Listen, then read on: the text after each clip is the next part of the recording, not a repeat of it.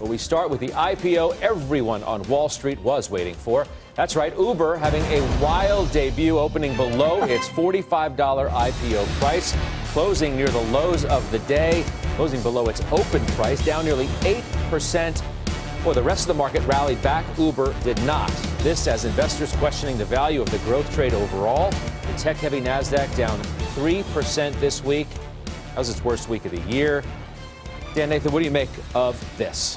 Well, listen, I think it's nothing short of a disaster. I mean, this was a massively bungled IPO and brought to you by the company that massively bungled the last major tech IPO, which was Facebook back in 2012. When you think about it, I'll just tell you this. All day long, I kept on hearing people apologizing for... Sorry, who bungled it? Well, it was Morgan Stanley. I mean, do you remember the Facebook deal back in 2012? I mean, Facebook opened, priced at 38, traded 44, closed that day at 38, and broke the next day, and just flushed and kept on going. They priced this thing, though, like in the low end bottom of the range. Bottom of the range. Here's the thing. I'll just tell you this. All day long on the network, I thought you guys covered it amazingly. I heard excuses about really bad day to pick to go. Well, first of all, no one picks the day, and no one knows what the market's going to be doing. But if you price an IPO on a day where the Dow is down 1.5%, and that's your excuse why the thing opens below the price, you got big problems here. So this one is, So first of all, welcome, Scott. Thanks for being here on a Friday afternoon. Thank you very much. And I don't disagree that it was a disappointing debut. That's difficult to dispute. And I'm not defending Morgan Stanley. I think the reality around Uber is this is a stock where we had everyone who wanted to own this stock could have owned this stock for the last 3 years. Every big institution that's very active in the tech space has owned this stock. Every retail person I know high net worths that are very active traders, and even those that are not that own this stock. So if you think about what's been going on with Lyft for the last couple of weeks, and I don't think this is emblematic of the IPO market broadly, because I think we've really had some good performance overall for companies but much smaller that show profitability. Much smaller deals. I mean, look at the size of this thing. And they opened this morning at $75 billion market cap. Where's that place it in the S&P 500 if you want to slot that in here? So to me, well, I think that's probably the overarching message. This was such a big deal that this one had to, this one had to stand up to the muster of what we were looking at. I don't know if it has anything to do with Morgan Stanley, truth be told. I think it had more to do with the environment. It had more to do with Lyft. It had more to do with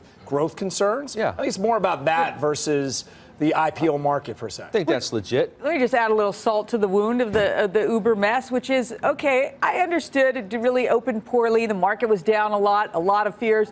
Okay, then there was the multiple 100-point rally, and the markets turned around, and yet Uber closed just off of its lows.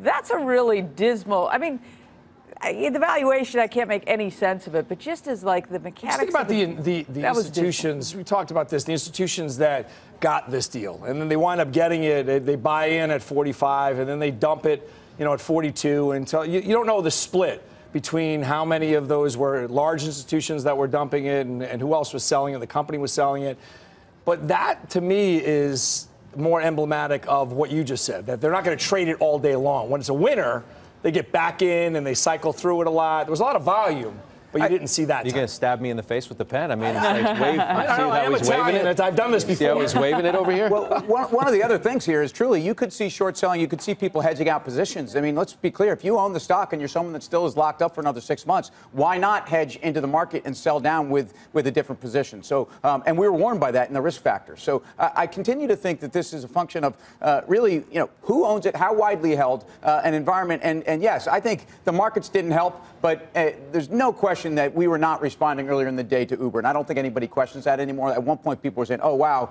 Uber, if Uber fails, will the market fail? And I think that's way off. Is this the straw that breaks, Dan, the valuation camel's back in the valley? Yeah, well, listen, I think what it does is you have to reevaluate what your exit valuation looks like, right? And so VCs who've been sitting on these massive gains, it wasn't too long ago where the range for this IPO, for the Uber IPO, was north of $100 billion, right? So look where we are, 30% haircut. So, bringing it back to the public markets, what does it mean? I thought it was really interesting on that rally that Karen just talked about. High growth cloud names closed really well. Did you see they caught a bid? I would have thought that would be the thing that you'd want to extrapolate. There's some of these names that on a GAAP basis are losing money, right? And they have high revenue growth. It's it would be the corollary to some of these other sort of things coming to public market. They traded really well. It's very isolated to these new big issues. Yeah, I would, the market's turnaround to me should have grabbed the people that were most vulnerable on the way down. And so, I mean, I think you had outsized moves by high growth companies that seemed to be dead in the water, especially in a world where suddenly growth was grounded again. So, and to the trade war,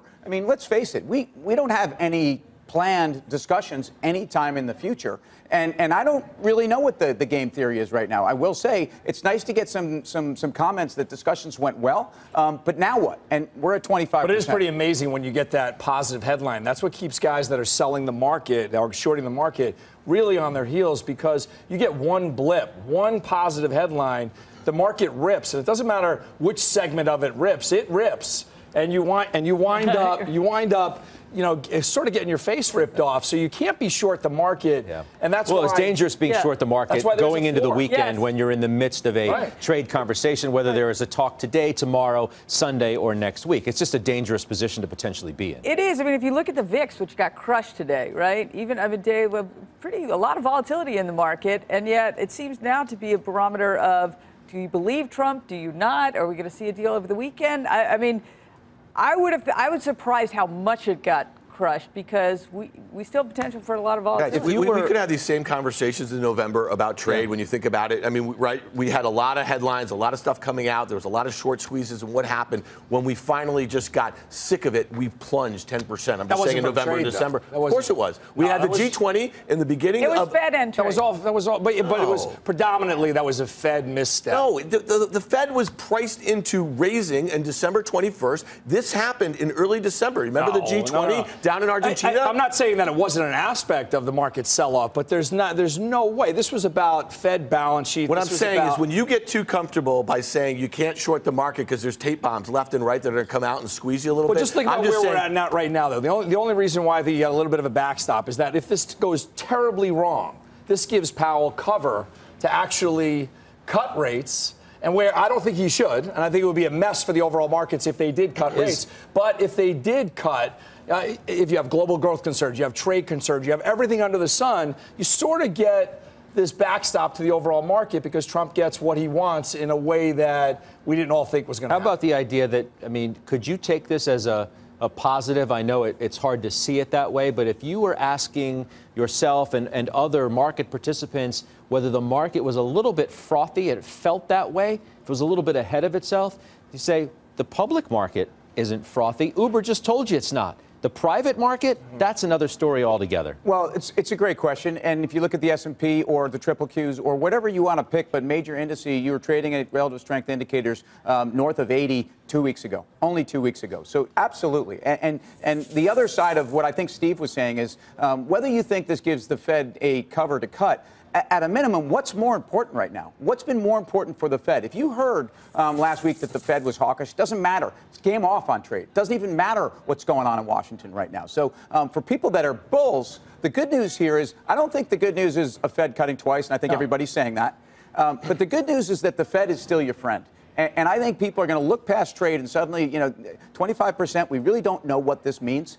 We certainly don't know what the remainder means. But right now, you still have a constructive environment for monetary policy. Very constructive. Yeah. No one takes, though, Dan, a sign of what happened with Uber today, something we potentially look back on and say that this was a defining moment in this particular phase of the bull market. We don't call tops around here or anything like that, but that double top at 29.50 and then the pricing of the largest, frothiest IPO that we've ever seen, I think it makes sense. When you think about it, this is a company that's founded in 2010 at just the very beginning of this bull market that we've been in for a very long time here. It's kind of poetic how to bookend some of this stuff when you have these public IPOs. The fact that it basically was a disaster. But you mentioned Facebook, which was a disaster for a variety of reasons, and look where it is today relative to where it was then. No doubt about we it. Maybe could have had the same conversation some years ago in, what was it, 2012? Yeah, that we're having today in 2019. Just the name is different. I think that's right. But Dan, I would ask you, because you're very in touch with the Valley community. You're out there all the time. You know a lot of these big tech VCs and entrepreneurs. What were they saying about Uber? No one was people were looking for liquidity, right? I mean, what was the inside? Well, that's the thing. Think about how much capital this company has raised in debt and equity. I think over $10 billion before today's IPO. So the fact of the matter is, we are in uncharted territory. The way that these companies have been financed. Yeah. This one was so big, they needed to get this liquidity. But some of these smaller ones, like on a day like today, we saw Zoom. We saw some of these ones. They're doing fine. And all day long in the network, I heard people, well, Zoom's doing well, and Pinterest is done. They're tiny deal. I mean, they were just small deals. Pinterest was a little bigger, but they needed this liquidity. This was a different capital structure, and I don't know that the private markets could have actually harbored this sort of risk that was not particularly transparent. That's why they needed to come public. But if you're like Slack or some of the WeWork, Airbnb, I've been called a Slack, Scott. No question, but you're not going public anytime soon, thankfully.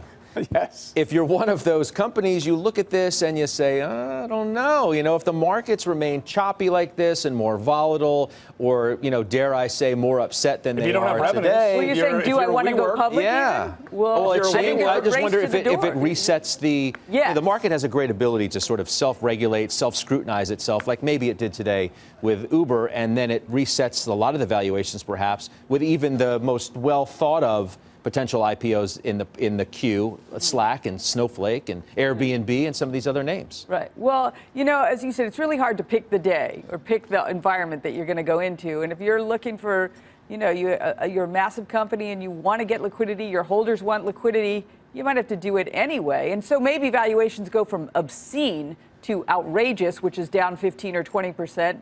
They still probably would do it. Let's be honest. This was the best possible environment. Like, think about it. Think about 2018. A lot of these companies were talking in 2017 about coming out in 2018. The volatility we had there made it, just really, really difficult environment in the worst possible week within the environment. That's right. And think about it. You remember when we had this government shutdown? That actually pushed out the calendar here. So this has happened into a NASDAQ that's up 20% on the year. This is about as good as it gets right now. And when you talk about the community, yes, they are rushing to the doors right now because we are in the 10th year of this bull market, and who knows how much longer it's going to happen. So when you say to yourself, okay, we were thinking about $100 billion for Uber 5 months ago, but now we'll take 70 just to get liquidity, I think that makes sense. And a lot of these guys have locked up for another 6 months. And they're shorting to hedge themselves out. But you also have companies that the revenue is declining. There's no mystery about it that when you look at Uber, the revenue has been declining. This is not a stereotypical growth company that is exponential growth and gets to market. They've been private for such a long time. The rate of growth.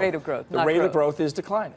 Brad Gerstner on your show earlier today made a great point. He's like, if you're nervous for the next, year or something like that, you could look at a Facebook, which we know is growing sales 20% a year, massively profitable. If you're nervous for the next 3 months as a viewer thinking about buying the stock, that's right, especially now as it pulled back so far, don't. Wait, if you are a 2-year holder or something of that respect, sure, he's a believer in it. At least that's his position.